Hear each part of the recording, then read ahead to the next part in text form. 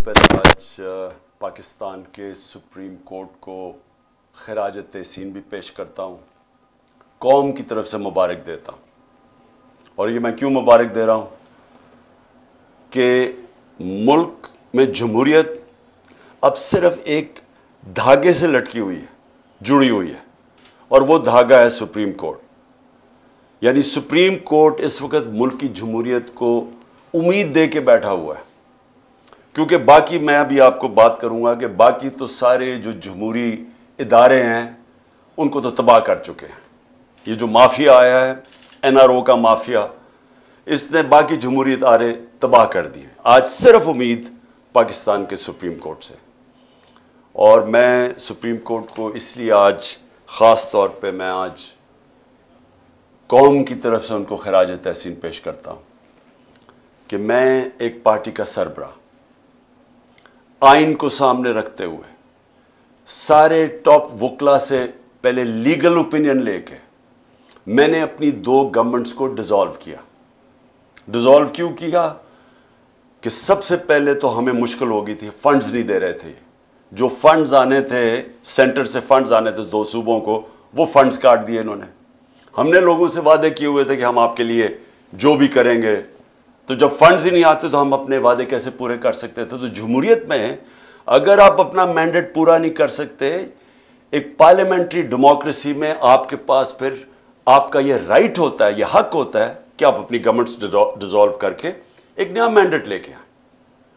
और दूसरा कि कोई भी पाकिस्तानी, जो भी पाकिस्तानी आज ये प्रोग्राम देख रहे हैं, सारों को पता है, हर उस पाकिस्तानी को पता है कि जो आज इस मुल्क को बचाना चाहता है इस दलदल से गिरने में, फंसने में, सबको पता है कि एक ही रास्ता है और वो है साफ और शफाफ इलेक्शन।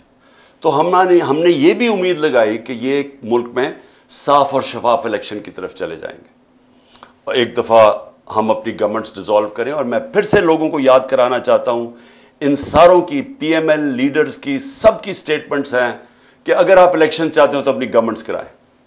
इन सब ने, इनके बड़े बड़े लीडर्स ने, सब ने ये स्टेटमेंट्स दी।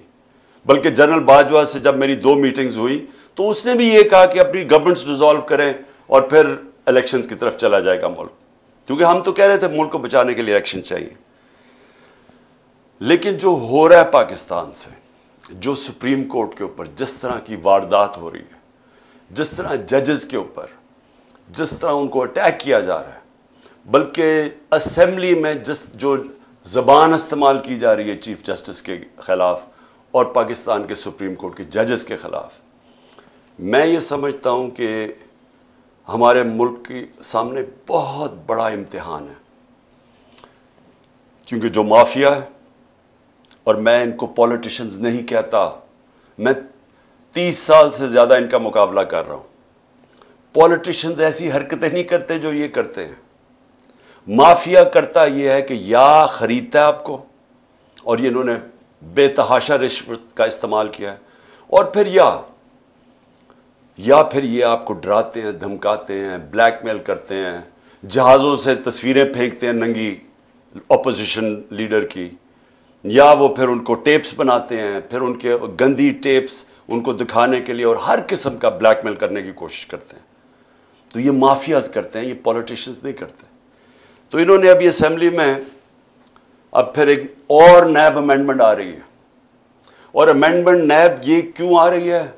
कोशिश ये कर रहे हैं कि किसी तरह इन्होंने जो एनआरओ लिया 2, जो पहली नैब अमेंडमेंट करके, इनको खौफ ही आया हुआ है कि कहीं जो अदालत में मैंने केस किया हुआ है नैब अमेंडमेंट्स के खिलाफ कि 1100 अरब रुपए अपना माफ करवा रहे हैं, तो जो केस किया हुआ है इनको खौफ है कि अगर वो सुप्रीम कोर्ट ने इनकी अमेंडमेंट्स को रद्द कर दिया, जो इंशाल्लाह होना चाहिए, क्योंकि दुनिया में इसकी कोई मिसाल नहीं है कि वो पॉलिटिशियंस जिनके ऊपर 1100 अरब रुपए के करप्शन के केसेस हैं, वो आके कानून पास करें और हर शिप के अंदर अपनी करप्शन बच जाए।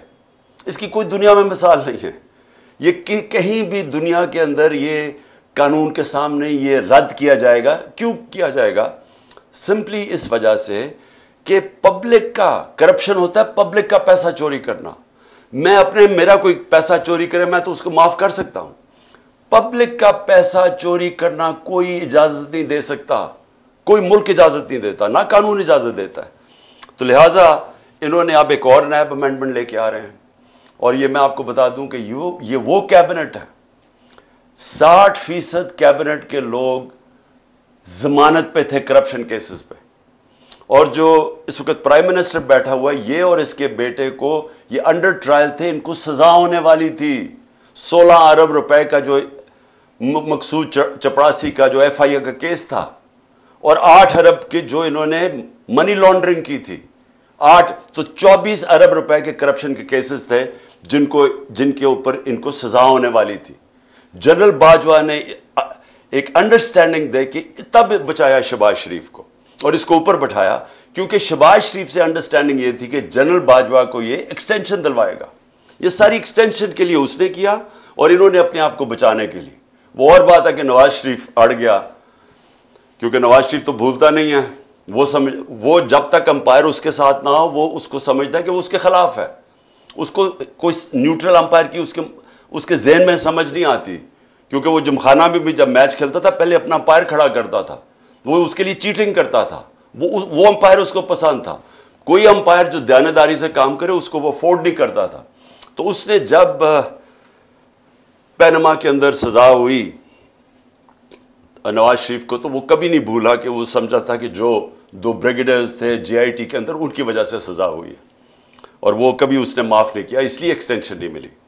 तो अब मैं आता हूं कि जो मौजूदा हालात हैं, मौजूदा हालात अब ये हैं कि 1 साल से इस मुल्क में क्या हो रहा है। 1 साल में हमारे मुल्क से जो खेल खेला जा रहा है वो सिर्फ एक है कि जनरल बाजवा ने साजिश करके इन PDM के लोगों के साथ, और फिर 7 अमरीकनों को कह के हुसैन हक्कानी के जरिए कि जनाब इमरान खान ने बड़ा एंटी अमेरिकन है, तो उसके कह के गवर्नमेंट गिराई। उसने गवर्नमेंट गिराई एक्सटेंशन लेने के लिए।